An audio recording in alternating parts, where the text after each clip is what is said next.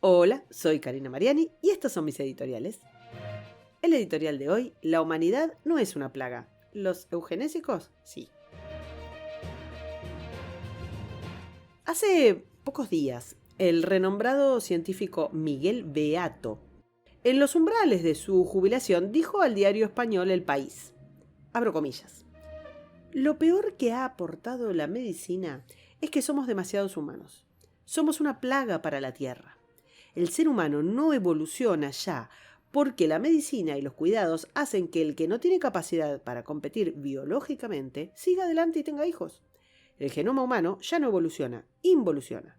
Más bien, estamos creando malos genomas porque permitimos que todo el mundo, con el defecto que sea, miopía o lo que sea, se reproduzca y tenga hijos. Para la evolución es clave que el que no esté bien preparado casque y no tenga hijos. Si no, no hay evolución. Cierro comillas, estas fueron las declaraciones de Miguel Beato. Beato ha sido el primer director del Centro de Regulación Genómica. Es un pilar en la investigación sobre el cáncer y ha escrito unos cuantos miles de importantes artículos científicos en su carrera. Sin embargo, no tiene empacho en volver sobre un antiguo concepto tan turbio científica como moralmente, que es la eugenesia. La eugenesia es la esencia misma de la ingeniería social. Es su justificación filosófica y pretensión científica. Y, como toda ingeniería social, se amolda con arreglo a sus fines. El lema del Segundo Congreso Internacional de Eugenesia de 1921 decía: la eugenesia es la autodirección de la evolución humana. Hoy, un siglo después, la idea sigue siendo la misma. No han evolucionado mucho, paradójicamente. Todo cambio de siglo conlleva sesudas reflexiones sobre el rumbo de la humanidad y también conlleva temores de un apocalipsis a la vuelta de la esquina. Los albores del siglo XX no fueron la excepción y la humanidad recibió el siglo con grandes avances científicos, grandes avances tecnológicos, cambios sociales y políticos tan profundos como conflictivos y, sobre todo esto a una velocidad inédita. Una de las ideas que más se destacó desde fines del siglo XIX fue la de identificar el conflicto con el crecimiento poblacional, visto como una hecatombe demográfica sin control, al que debía contraponerse una reproducción selectiva en función de eliminar los elementos impuros de la sociedad. Políticos más científicos, esta fórmula nunca es buena, abrazaron la idea de que se podía cuantificar la herencia para tomar las riendas de nuestra evolución y no dejar este tema librado al azar, o sea, fuera de su control. En una carta decía Theodore Roosevelt al biólogo eugenista Charles Benedict Davenport: concuerdo con usted si lo que quiere decir, como supongo, es que la sociedad no tiene por qué permitir que los degenerados se reproduzcan. Es que, lejos de lo que se puede pensar, el tema de la eugenesia no era una cosa de locos que conspiraban en un subsuelo. Esto era el consenso científico hegemónico de la época. La primera ley eugenésica se aprobó en Indiana en 1907 y hasta 1981 se practicó en Oregón. En 1910 se creó la Oficina de Registro de Eugenesia en Nueva York, que funcionó hasta 1939 bajo la órbita de la Estación para la Evolución Experimental. Allí se recolectaba la información sobre el color de pelo y ojos de las personas, cositas raras como el gusto por el mar o la montaña. También se recolectaba la información sobre una cosa que llamaban gitanismo y sobre la promiscuidad, el vagabundeo o el alcoholismo y muchos detalles más. Todo eso lo procesaban y lo archivaban. El director de estas oficinas era Harry Langling, devoto creyente en las capacidades del Estado para el perfeccionamiento de la raza, quien elaboró en 1922 una ley modelo que usaron inmediatamente otros 18 estados. La palabra eugenesia aparecía en los medios de comunicación y en el cine. Había eventos festivos locales que organizaban concursos de familias aptas y se exhibían carteles con lemas como «Algunas personas nacen para ser una carga para los demás». Mary de Garmo fue una activista política y ex maestra de escuela. Fue una gran propagandista muy exitosa en combinar estándares de salud e inteligencia con concursos en ferias estatales. Ella fue la creadora de los súper exitosos Better Babies Contest, o sea, concursos de mejor bebés, en los que médicos y científicos se ofrecían para juzgar la superioridad de los bebés. Estos concursos eran muy populares, por cierto. Fueron una especie de proto-Masterchef, proto-nazis, y originariamente fueron patrocinados por la Cruz Roja. Y así la cosa fue creciendo. A ver, la ventana de Overton no es una fábrica de carpintería, es una táctica y una táctica que funciona muy bien. Entonces, para 1920 ya era legal esterilizar a la gente contra su voluntad. Pero aún no había una ley federal uniforme para la esterilización compulsiva en Estados Unidos. Poquito después, en 1927, fue considerado constitucional esterilizar por eugenesia gracias al caso Buck versus Bell, que llegó a la Suprema Corte. La historia es espeluznante. Carrie Buck era una chica que había sido internada en una institución estatal de Virginia destinada a epilépticos. El superintendente John Bell decidió impedir que tuviera hijos. La familia se opuso y el caso llegó a la corte.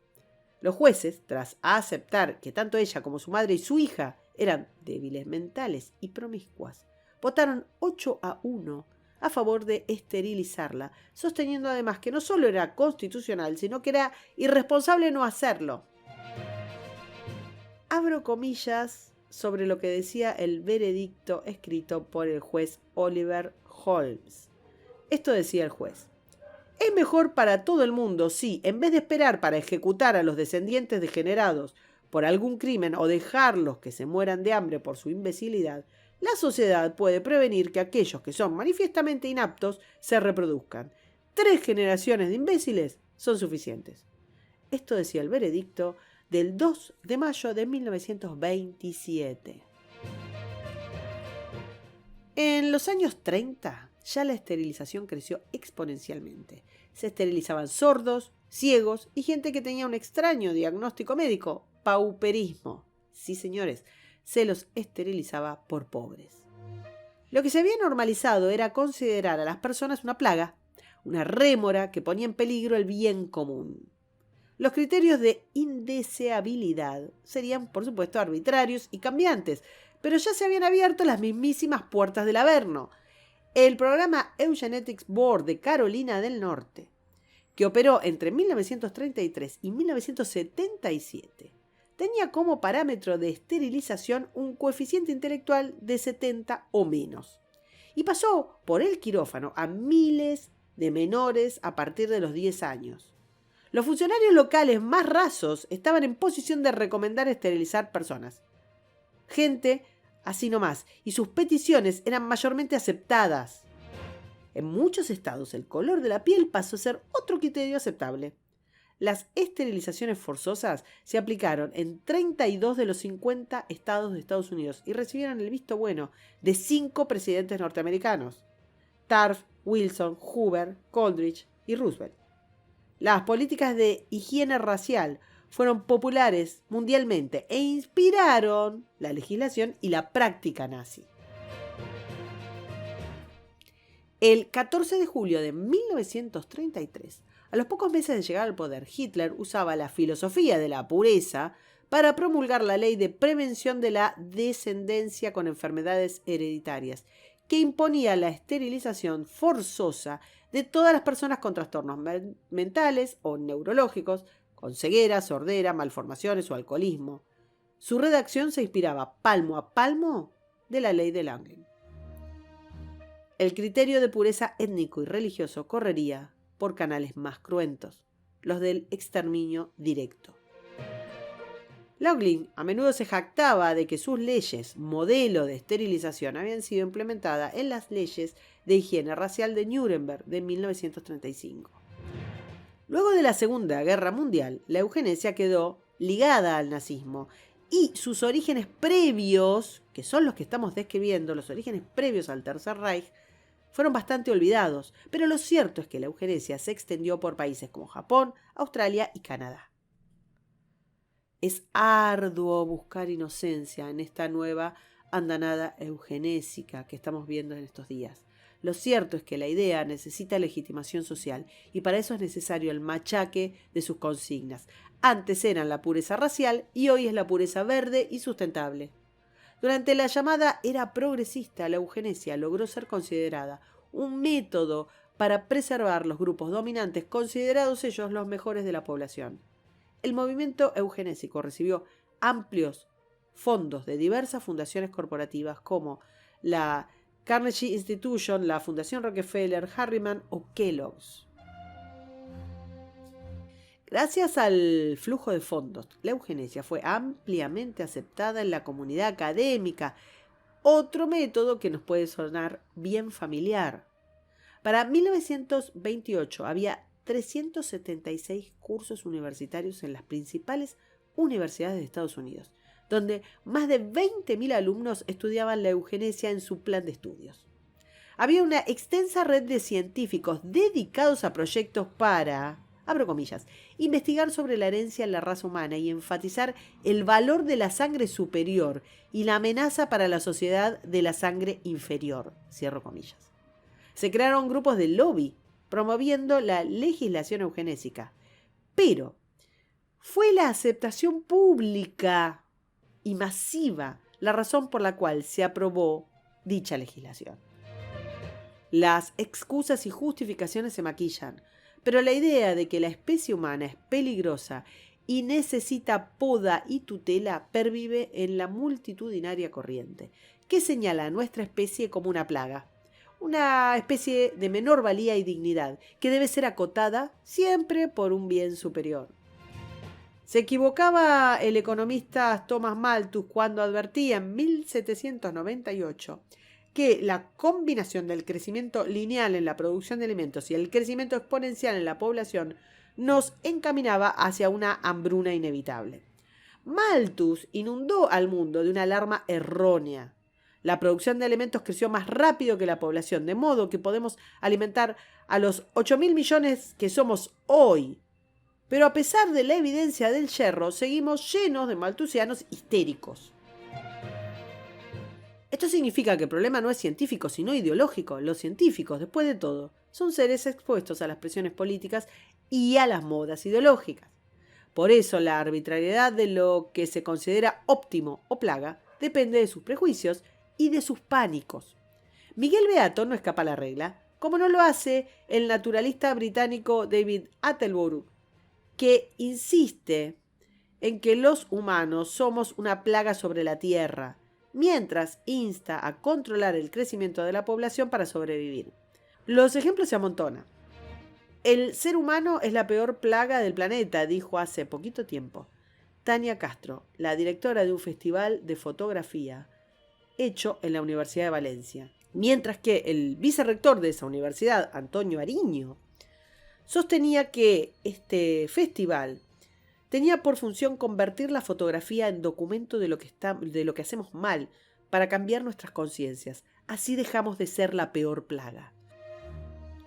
Y en el mismo tono se manifestaba el eurodiputado del PP, Esteban González Pons, respecto de que el hombre es la peor plaga que ha conocido la Tierra. ¿Se les habrá ocurrido a todos la misma idea a la misma vez? Decía Henry Louis Mencken, la urgencia de salvar a la humanidad es casi siempre un falso frente para el ansia de gobernarlo. Y tiene razón. ¿Cómo es que intelectuales, políticos, científicos y artistas siguen con el mismo cantito de la plaga y sobre todo, por qué encuentran tanta amplificación mediática? Posiblemente la respuesta se encuentre en el que el pánico artificialmente generado demanda control y eso lo seduce mucho. Pero los sistemas complejos, como nuestra sociedad, no necesitan control ni son dables a la planificación para su funcionamiento. Por tanto, Lo que les asusta, en realidad, es la libertad. Y eso no cambia aunque pasen los siglos. La paradoja malthusiana se encuentra en que cuantas más personas somos, más ingenio individual y más cooperativo hay en todo el mercado. La sociedad humana se corrige a sí misma. Más somos, más recursos tenemos, más mejoramos la vida, más luchamos contra la enfermedad. Los recursos no son limitados, porque no lo es el ingenio humano. No somos plaga, somos nuestra propia bendición. Las evidencias saltan a la vista, cada vez menos pobres, más alimentos, más agua potable y más años de vida. ¿Puede Beato, en su erudición, desconocer estos datos? No parece probable. Sin embargo, se suma al concierto de los que proclaman cercenar la expansión de la plaga humana.